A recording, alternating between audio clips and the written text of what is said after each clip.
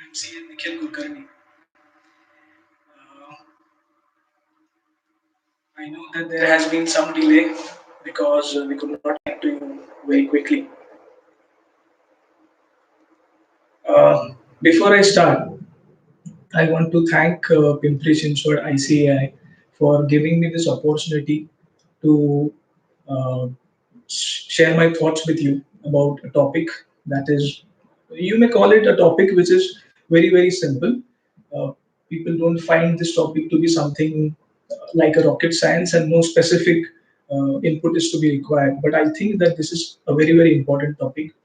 I know that this is a tough time because of COVID 19, because of Corona.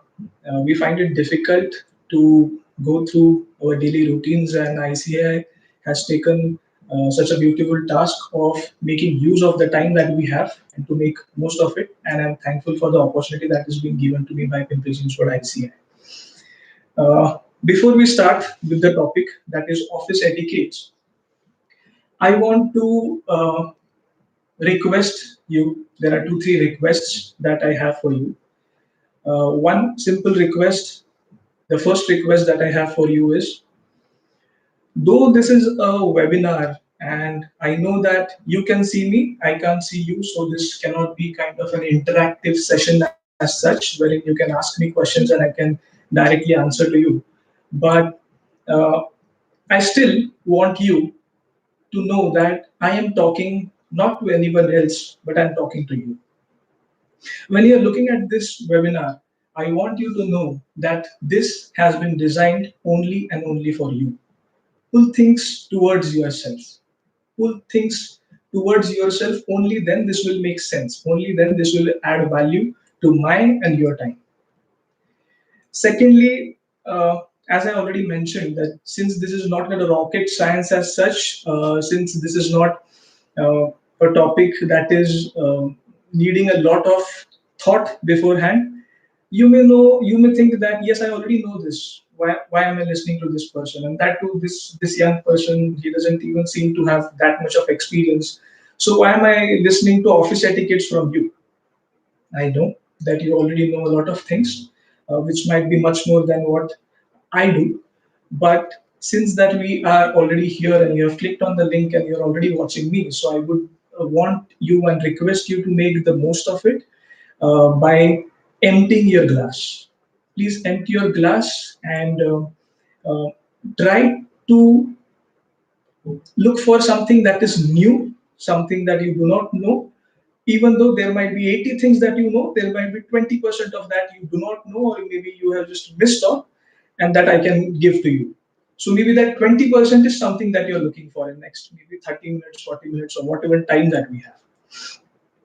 Also, I would like you to put your comments and questions, if any, during the session, so that if at all time permits, at the end, I might take the questions from you.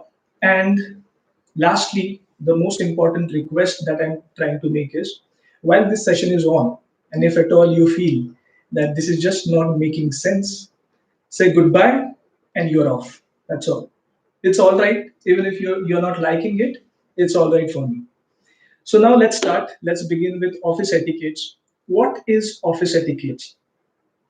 There's a definition to it. It says that it's a code that governs the expectation of social behavior in a workplace. I don't like definitions at all. Even since school days, I've never liked definitions at all. I try to break it down to something simple that I can understand, that you can understand. So, office etiquette is behaving sensibly such that other people would like what you are doing. Nobody is offended. Everybody feels that you are part of them. That's it. That's office etiquette, basically. And why do we want to do that? In order to respect the time in the office, you really want to behave in a manner that the other people feel respected because of you. You don't offend anybody. That's it. Simple. That's office etiquette. Now, there's no universal method or universal formula for this is you should behave and this you should not do. There's nothing in office etiquettes, at least. So there can be same things which can be good in one office, which can be bad in other office. It depends on so many things, like maybe the culture where you are being evaluated, the culture of that particular office or that particular area or that particular country might be different, and you might be evaluated differently. For example, let me give you an example. In China, if you are having food with your friends or maybe your office colleagues, and someone has thrown a party and you are having food, and there's a last piece that is lying, and you just grab onto that piece and eat it, that's bad in China. They will call you a senseless person. Why? Because since the host is there and you are not offering the last piece to the host, it's wrong etiquette. Now, it may not be the same in other countries. Smiling in Russia is not acceptable, or maybe thumbs up in Middle East is thought to be a wrong sign. Where in India it's all right, we do thumbs up, it's all right. So it depends on where you are. Office etiquettes is not fixed as such. It depends on who is evaluating.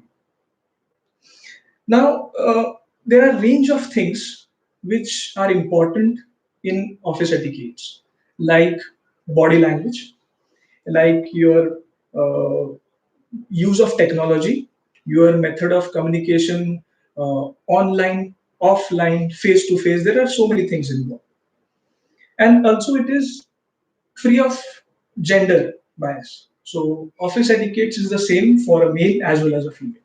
Let me give a very simple example. If you're in office and there's a lady walking in through the door, and you're a gentleman, so you just open the door for the lady. It is good outside the office. In the office, this not maybe construed as a very good behavior. Why? Because in office, men and women are kind of same.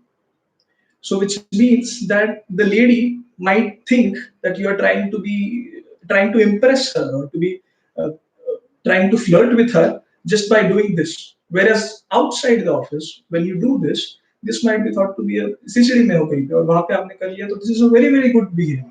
But in office it's not, because office etiquette is gender free. There's no bias of gender there. All right. Why do we have to understand and know what I'm trying to tell you? Because we have to make a very good first impression. First impression is the last impression, right? Everywhere that you go.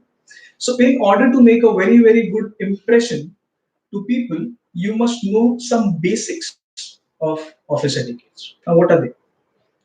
Let's start with introduction. Whenever you're introducing, let's say that you're introducing someone else, not you. You're introducing someone else.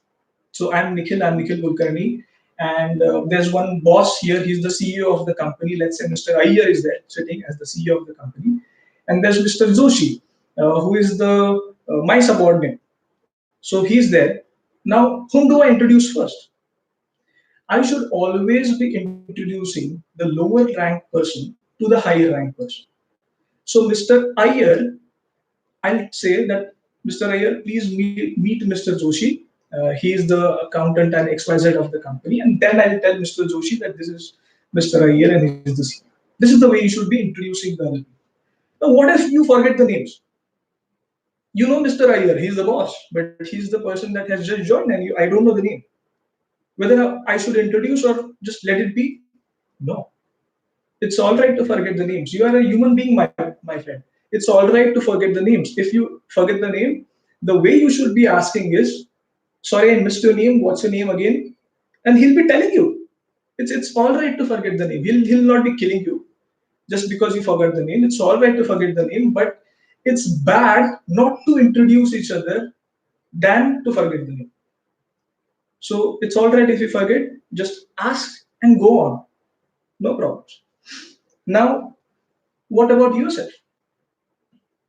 So let's say that you're sitting at a place and someone is coming and you are greeting that person.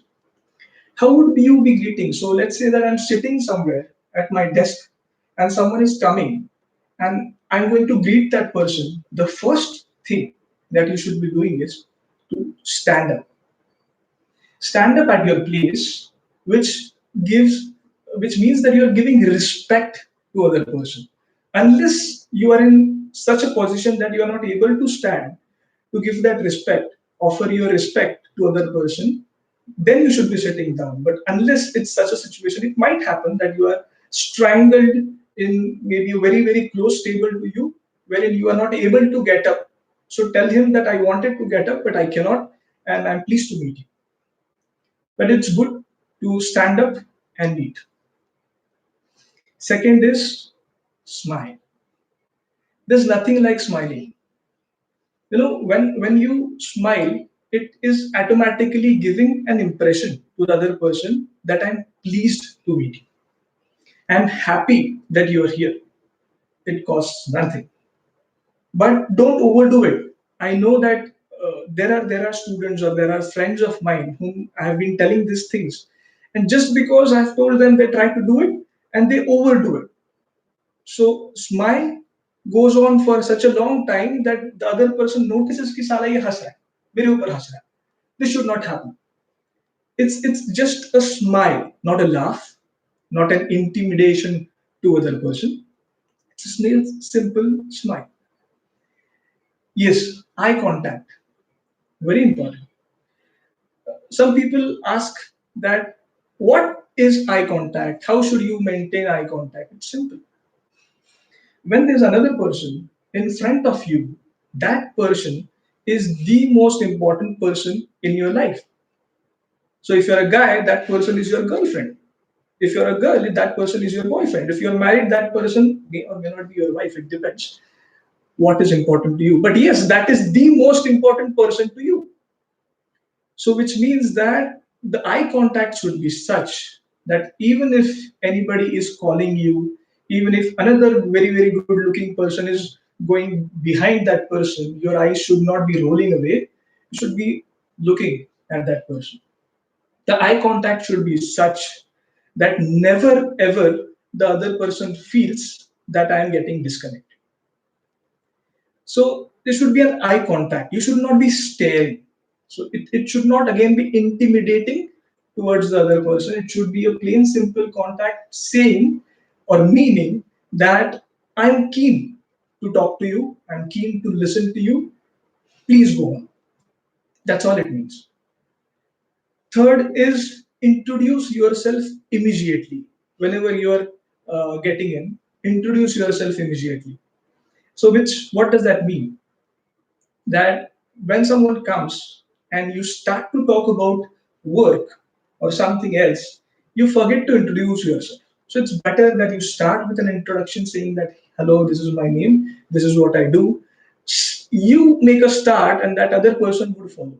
Usually that is the human tendency, that they reciprocate. What you do, the other person follows that. And that's it's good to be the starter rather than to be a trailing person. Right? So make a start, offer a firm handshake. Now I'll go on to finish the points and then I'll tell you what is a handshake and how to do a handshake. Very important. But offer a firm handshake, and then not lastly, but pay attention to the conversation. When you are getting introduced for the first time, there's a person that you're greeting and smiling and doing a handshake. And then later on, while he's talking, you're just picking out your phone and looking at your phone, or maybe there's something other than that distracting you. It would not be a very good conversation. You never know what that person is, how good that person is, and what importance he'll have to your life later on. So try to behave as if that person is important, which he already is because he's getting introduced to you at that particular moment. A little bit of humor might be good, but with a warning, very important warning that uh, if you try it once and that person doesn't laugh, it's just not happening. Don't go on. So it's good to feel connected. Humor connects. right? So if you try to be humorous, or maybe you find a topic that is common between you, a common interest, your conversation will flow. If there's no common interest, it might not flow as well. If you are humorous and that person laughs, it's good. But if it is not happening, it might take your tempo down. So you have to be cautious while using this. This is an additional tip, not a must do, but this is something that is recommended, that if you can be, you should be. It's all right even in office environment to be humorous at times, because we are all human beings. It's not that we are rigid professionals who have no emotions at all. Uh, Trying something that is touching the emotion of a person, finding something common, is always good. Yes, I told you that I'm going to talk about handshakes. So let me go on with the handshake. Before I tell you how should a handshake be, I want to tell you how a handshake should not be. There's only one way to do the right thing, but there are numerous ways to do the wrong things. So let me tell you what you should not be doing. Now, since I don't have a partner here, I'll just use both of my hands to tell you that what you should not be doing. First, whenever you are doing a handshake, I've seen many people, what they do is both the hands. So imagine that there's another person coming and I'm greeting him. The way I'll greet him is like this, with both my hands, like this. And I'll keep on shaking. भाई यहाँ पे कोई आदर सत्कार नहीं कर रहा है किसी का harsh refer. No, no, that is not happening. This is a formal handshake in a professional environment. So you cannot be doing a handshake like this. This is very informal. Some people, what they do is, while I'm shaking the hand and I'm taking it up, I press it so hard that that person remembers for the third day also that I shook a hand with Nikhil on the previous day. It is so hard and so pressing. Why? You need not be remembered for the wrong things. You should be remembered for what you are saying in a good way, rather than your hard firm handshake, so hard. And you should not also be giving your hand so loosely to the other person कि भाई जो करना है कर यार, ये ले मेरा हाथ, handshake. Oh, no, it's very bad of just here, this kind of handshake. No. Just touching the fingers, that's it. That kind of handshake. It's again a very, very bad way of doing handshake. And do you find yourself in an awkward situation wherein I'm raising my hand and he's about to raise the hand and I pull my hand back? Does that happen with you? It happens with me all the time. It's natural. It happens that I'm just about to do the handshake because I don't know whether the other person is initiating it. I try to initiate, the other person doesn't know that I'm trying to initiate, and he pulls his hand back. And by the time I again pull it up, and it's a very, very awkward situation. Does that happen with you? I have a very, very small tip. This is again a very personal tip to me, but it works for me at times. What I do there is, let's imagine that I'm standing here and you are in front of me, and I want to do the handshake with you. I usually stand like this because this is a comfortable position. So I stand like this and I want to do the handshake, but I don't want you to know that I'm going to do the handshake. So how can I tell you without telling you that I want to do the handshake? I imagine that you are chartered accountant student, so you must be knowing the concept of invitation to an offer, and an invitation to an offer. What's an offer? An offer is something that is to be accepted by other person, but an invitation to offer asks the other person to give the offer. So I am not offering the handshake. I'm just asking that other person to give me an offer for the handshake which I will accept. How do I do that? What I do is, while I'm standing still like this, all I do is I try to put my right leg a bit further with my right shoulder going forward like this, as if I'm initiating a movement for a handshake. But I don't do it unless the other person initiates the handshake. So all I do is I just move forward like this, and I'm about to move my hand for a handshake. I do it only and only if the other person initiates the handshake. If he doesn't, all I do is, this is the movement that I have, and I'm back. There's no handshake, but there's no awkwardness also. Important. Very simple, but quite effective for me. Yes, these are the wrong ways of doing handshakes. Some people, they take your hand and they keep on shaking it, and they keep on shaking it, and they keep on shaking it, as if it has to end somewhere. And you have to be careful about what you're doing in an office environment because everything that you are doing is making an impression. It may be good, it may be bad, you never know. So, in order to initiate a very good firm handshake, what you have to do is put your hand forward. It has to be web to web contact with other person. So, it is like this web to web contact, and it's kind of firm with just two shakes. That's it, and you're back. It should not be going on for a very long time. Two shakes and you're back. The distance also is very important. You should not have to reach out to the other person to do the handshake. It should not be too close that you're awkward feeling that you are too close in proximity with the other person. It has to be natural. The other person should remember you for everything else but not for your handshake. Because a handshake that is normal, that is forgettable, is the best handshake. That's all. The same is with dressing sense. Now, the way you dress, the way uh, office people are supposed to be dressing is not same as the way you are dressed in a party. Attracting, wanting attention is wrong, wrong, wrong. It should not happen. Something which will go unnoticed. You won't even know that what the other person was dressing is best. What does that mean? You're dressed so nicely for the occasion that people will tell you कि साला इतने अच्छे से कपड़े पहना था लेकिन बात बहुत बकवास कर रहा था. So you're remembered for dressing so nicely that your dressing was so good they forget what you're talking. Bad, wrong. And the other comment that बात तो बहुत अच्छी कर रहा था लेकिन क्या कपड़े पहना था. Again wrong. You dress in such a way that people won't even remember what you are dressing. That's the best way to dress in an office environment. What we are talking about is only office environment. In a party, yes, of course, it's the theme of the party. Again, even dressing sense depends on what is the rule for your organization. If your organization says that on Saturdays you can wear casuals, it's all right to wear casuals. If on any other days also you're allowed to wear jeans and all, it's all right to wear that.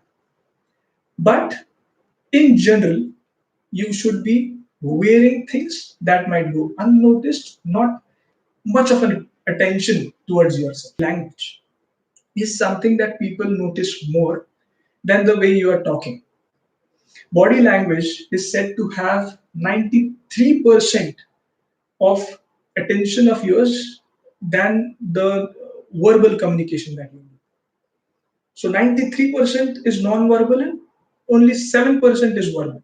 So which means that just by standing here, just by the way I'm moving my hands, just by the way I'm talking, I'm communicating more than what I'm speaking. So you have to be very careful. Body language, my friends, is a language. What is a language? English, Hindi, Marathi are languages. What do they do? Languages help to communicate things. Now, whatever that you communicate in languages that are verbal, you know what you are communicating. So it's good. Body language in that sense is very dangerous. Why? Because even you don't know what you are communicating.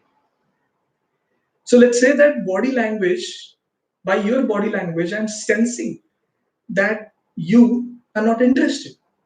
Just because you are leaning backwards and relaxing, it means that you're disinterested. You're just folding your hands and sitting here. चल रहा है ऐसे ही. You're not interested. Just because of the way you are sitting, if your legs are continuously moving, I can sense that yes, you are nervous. Now you're not telling me that you're nervous, but I know that you are nervous, and that's the biggest challenge in body language. Even you don't know what you are telling me. So you have to be very careful. There are some things about body language that I want to specify and to focus on because even though this is a very, very separate topic of how you should be communicating, this all forms part of office etiquettes. because what you do in office is all related to making an impression, is all related to office etiquette. Eye contact. What is the best way of maintaining eye contact? If you're in an audience, or maybe you are a speaker and there are so many people sitting in front of you, maintaining eye contact such that nobody knows that you are looking at that person for a very long time and nobody feels that you are not looking at that person at all. That's the best way of maintaining eye contact. Looking at everybody, but not looking at anyone specific for a very long time. No starings. When it is a one-to-one, as I've already mentioned, eye contact should be simply looking at the other person in the eye. There's this one thing that I read of in eye contact. When you're maintaining very good eye contact with the other person and that person is speaking, and you want that person to speak more, all you have to do is not to talk and maintain good eye contact. Be still and maintain eye contact. Your eyes will talk for you. Your eyes will ask the other person to talk more. Eye contact has a lot of power. Maintaining very good eye contact would make the conversation flow, will keep you connected. Facial expressions. The way your face is expressing itself during the conversation would make that other person know whether you're interested or not. You were sitting like this, slouching, or you just doing like this. The other person knows that you're thinking. Your facial expressions make that other person understand what you're thinking. That's the power of body language. Your mouth, your head position. When you're sitting and you're sitting like this, you're sitting like this, or you're sitting like this, head down. There are so many ways wherein your head position will give a signal to the other person that whether you're interested or not. The best way to have your head position is to be still, dead straight, looking at the other person in the eye, not to be aggressive. No aggression, just a simple smile. Your arms, when your arms are closed, folded, it's a sign of you're not interested. Where your hands are in the pocket, or maybe your hands are in the back. This is again a symbol that, okay, things are going on, not that interesting, it's all right. When your body angle is such that you're slouching backwards, it's disinterest. When you're slouching forwards, I'm interested. Leaning in is a sign of interest, is a sign of keenness. So if I'm leaning in when I'm talking to you, that means that I'm interested in listening to you. I want more, talk more. And use distance while speaking. It should not be intimidating to the other person. Going on with the other things. Cell phone etiquettes. Yes, very important. Cell phones have become a very important part of our life, daily life, and in offices you just cannot be without a phone because yes, phone is important. Let's say that you are in a important meeting, sitting in front of your maybe prospective client or maybe anybody, any person is sitting in front of you, and you got a phone call, and your phone is lying on the desk like this with the front side in front of you. Obviously, there'll be a notification, and your phone will light up, or maybe there'll be a message in the top somewhere here. There'll be a message reading something like this. I have a notification already. Now, you will automatically be distracted. You don't mean to be, but yes, if there's a light there, or maybe it vibrates, there's a distraction. The first thing that you do wherever you are in a meeting is to put your phone on silent unless you want to receive a call or a message that is important. Unless that is going to happen, only then, if you are receiving a call, then you put it on a vibration mode so that you know that something is going to happen. Or maybe let know the other person that yes, I'm going to receive a call and this might be an important call, I'll have to pick it up. That's all right. But when you're talking to someone and it lights up and you immediately pick up the phone, hello, sorry, I have to call. And you go on with the phone, and the other person feels कि साले मैं यहाँ पे क्या करूँ? Why am I here? I am listening to you. I know that this is important, and you are taking out a call. This is very disrespecting to the other person. That should not happen. So best is to keep it in silent, no vibrations, and into your pocket. Never ever on the desk. Whenever you are in a meeting, if you put your phone on that desk, it is going to distract you for sure. So never put it on the desk. It should be always in your pocket so that there's no distraction as such.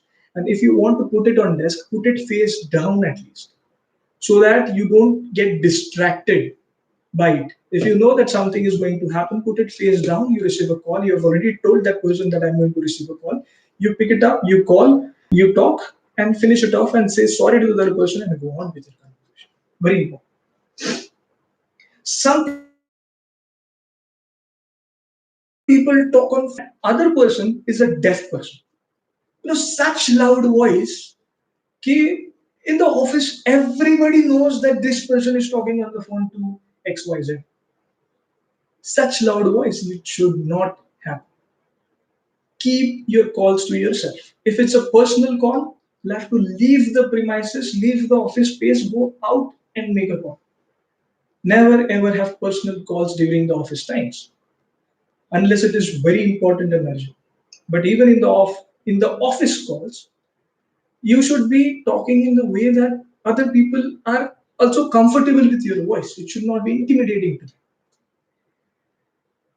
Yes, going on with SMS and WhatsApp. Very important these days, and WhatsApp is being used for office work also. So I understand that you cannot just shy away from it. It is an important part of our daily life. So we might have to use SMS and WhatsApp. Now, though I want to make it very clear that this way or this method of communication is highly not recommended. Unless you are just not able to have a phone call with a person or a proper email to that person, unless that is not possible, only then this is to be done. Now, whenever you are writing an SMS, it is important that you should understand the difference between a normal SMS that you write to your friends and colleagues and to your maybe boss or maybe your clients. There's a difference, or maybe a WhatsApp group of your office. There's a difference while you're communicating there. It's official. No abbreviations, no smileys unless and until important, unless and until it's very, very required. It should also seem to be a very, very formal communication rather than just the way you communicate to anybody else. It's not the emails. Same is with emails. Now I understand that emails are part of our daily lives in office. Just get emails throughout the day and you have to make sure that you manage your time. It's best that you can allocate a time for looking at your emails, but I understand that practically it's difficult to do that. And it's always advisable that you answer emails, reply to the mails ASAP, but also doesn't mean that you should always be on your mail and just as soon as there's a mail, you just reply to that. No, you should also not be using smileys, abbreviations on emails. See, this is a formal method of communication. Everything that is formal has to be formal. Abbreviations, shortcuts, goodbye, emojis, hello, hi, smiley face, that's just not acceptable. There are small things in emails that we do and we never know that this is something that we did wrong, or just it just happens. Like you just send a mail saying that, sir, please find an attachment, and there's no attachment, you send it. It happens. It has happened with me, it happens with everybody. you know the only thing that you can do is be cautious, because although this is a daily routine for you, you should understand that this is something that is being documented, this is something that is followed. So I have to be cautious about it. Some people send the mails without writing a subject line, or the subject line is such that there's no need for a mail inside. The subject line in itself is an email, such a long subject line. It has to be precise to the point. Meeting at conference room at 9 a.m. Thursday. That's it. Meeting at 9 a.m. at conference room. We have to discuss this. Everything in the subject line while you're writing a mail. Something that is simple and basic, but something we just miss during our daily routines. You know, some people write everything in bold, some people write everything in capital letters, or maybe uh, they just write everything and it's a common mail. Sometimes that happens, that it's a common mail for your office staff and you have written everything and you forget to mention that who is it that is writing things. The other person calls up from there that I've got a mail from this mail ID and I want to talk to that person who sent me the mail, and we don't know that who have sent the mail. Why? Because there's no mention of who's writing it. If it's a personal mail, it's always good to have a signature that is assigned to your mail, wherein everybody by default gets your signature that yes, this is Nikhil Kulkarni, chartered accountant, this is my phone number, mail ID address. Now, if you have it assigned as a personal mail, it's already there. But if you're using a common mail, you have to be thoughtful that that person might need to call you back, might need to talk to you. Should be mentioning your name there. Small things, but make a difference.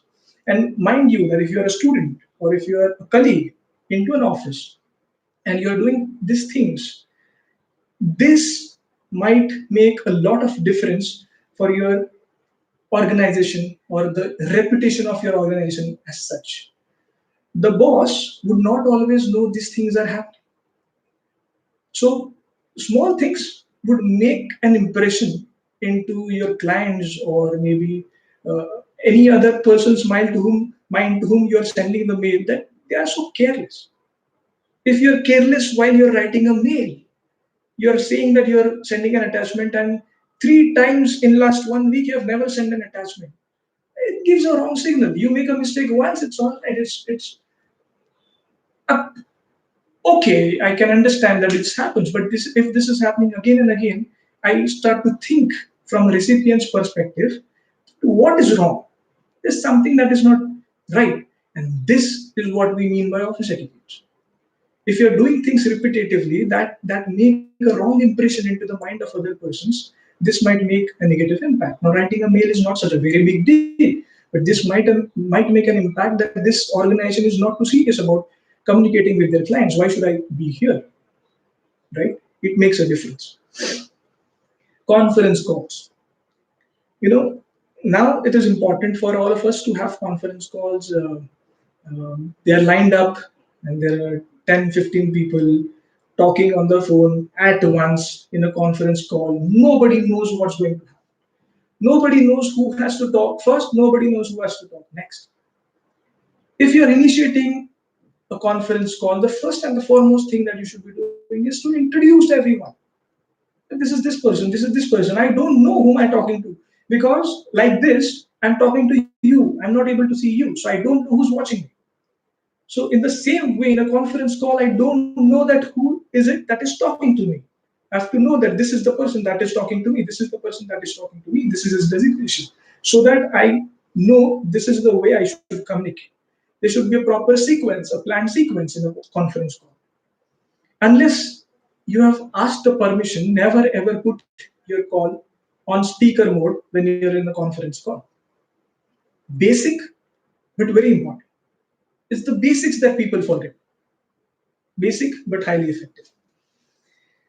Yes, there are some other things like maybe when people are having lunch break in the office and you go and people are having lunch break and you look at this as a very, very good opportunity to go and interact and gossip with people. साले वो देखा क्या, वो जो अपना वो वाला sir है ना, हमेशा इसको ही काम देता है, मुझे काम देता ही नहीं. Lunch time is the best time to gossip. Doesn't mean that I'm recommending it. This is what happens. That is the time that is usually people go on and talk about things that are not meant to be. Please, please, please just be away from office gossip. Because I guarantee you, the day you'll not be present in that lunch table, on that lunch table, that would be the day when it would be you who will be the hot topic of discussion. That's my promise. So if you are part of a gossip, it's sure that you will be the topic of gossip very soon. Stay away from it. It would kill the purpose of you being there in the office organization. Though I understand that there, as a human being, there are things you just cannot hold yourself to share. But that doesn't mean that you have to talk something ill behind the back of that person. There are people who are so, what you can say, they are so tidy and clean and neat, and they project their uh, body in such a nice manner that they go on doing few additional things like maybe having a deo, having a perfume, having a nail polish. And with deos, sometimes it's just too harsh on the person sitting next to you or the person who's accompanying you in the lift that you feel, why am I here? You just can't even say something to that person because you behave nicely, even though that person is doing something that you're not liking. You're not supposed to lash back at that person. So you're behaving very nicely. It's kind of a distraction. Don't wear perfumes or smells or something that would make the other person feel uncomfortable. The only way of dressing, of maybe making yourself look good is to go unnoticed. You should not try to overdo things. Same comes with music. Some people are fond of listening to music while they are concentrating on things. It's all right. Listening to music is good, no doubts. But keep your music to yourself. If you like it, that doesn't mean that everybody else likes it. So if you listen to music, that too depends on whether your organization allows it or not. Many of these things that I'm telling here onwards are specific to the office organization where you are working and the position in which that you are working. Some things are just all right to be done if you're in a particular position. Some things are just not. So if you're listening to music, keep your music to yourself. If, yes, while I was talking about gossiping, there are some people who are always the complainant, the person who's always not satisfied with things. तो साला ये ऐसा ही क्यों मेरे ही साथ क्यों मुझे ही क्यों is just always whining and whining about things. I want to guarantee you that if you are that person in the organization, maybe at that moment you'll have your attraction, you'll have people noticing you, observing you, you'll enjoy the limelight that you're getting, but it will never do good to your career, to your prospects in the organization. If you're a complainant, nobody wants to work with you, either as a junior or as a senior or as a colleague or as a peer. Nobody would like to be working with a complainant. If you have problems, there is a proper method of putting in your problems forward in the hierarchy in which they are supposed to happen. It depends on the organization. But never have that image of a complainant person, because that is something that will take your repute down. You will not enjoy it in the long run. Some basic etiquettes like kitchen etiquettes, bathroom etiquettes, when you're going into the kitchen and using it for maybe making tea or putting in some plates for your food, please keep it tidy. You know, one learned person once told me that newspaper and bathroom should be always, you should leave it the way you want it when you want to use it. So whenever you are entering into a bathroom, the way you would want that bathroom to be when you're entering is the way you should be leaving it when you're going out. Very simply, very simple, but very effective. What we do is we want everything to be good, but I won't be doing everything for myself. You cannot always have without giving. So that's not the way it is going to work out. Kitchen, yes, about borrowing things. In an office environment, you might need things or two from people, but just take out the pen, take out the calculator without that person knowing that you have taken it out. And then that person goes on searching for where's my phone, where's my calculator, where's my pen. He doesn't find it. Next day he finds in your drawer, and then he asks you that why did you take it? And I'm very sorry. It's all right. The moment has passed. But that person would not have the same respect for you, even though he would not mention it upfront to you, but it would make a difference in your relation with that person the next day onwards. I guarantee. These are the small things that make a difference in an office. You should always ask before borrowing. What does it take to ask? May I? It's all right to be asking things rather than always be bossing around. It's all right. Printer etiquettes. I want to have all my prints first. तेरा तो देख ले बाद में. Is the attitude that people have. Again, very wrong.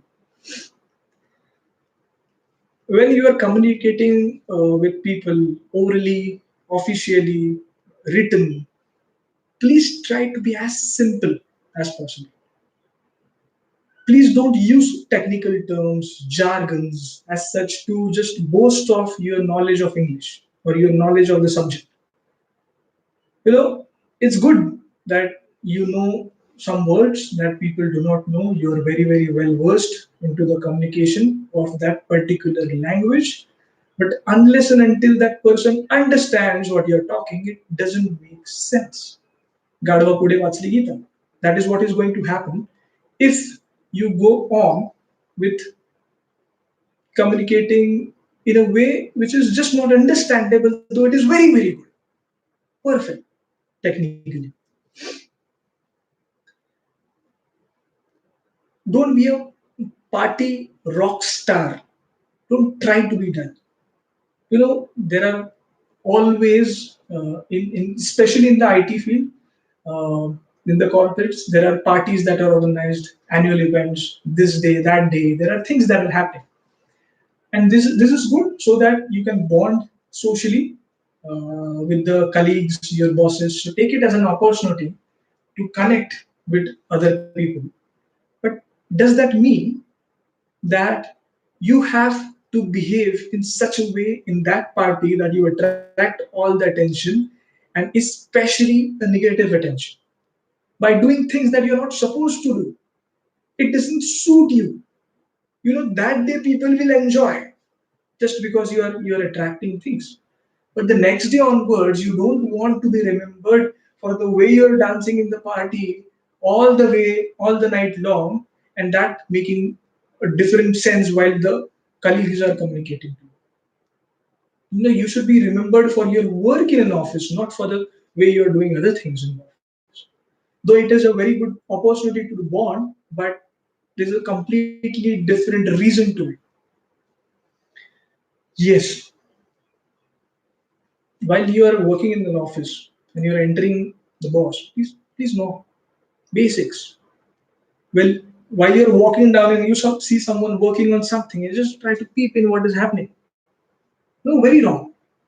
Some things are so basic, but they just put your impression down.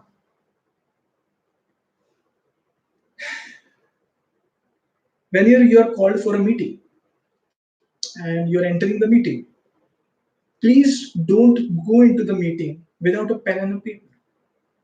Nobody is going to tell you this, that please come with a pen and paper. But it is expected from you that you're going into a meeting where so many things are getting discussed. You should have a pen and a paper. Basic, again, never assume.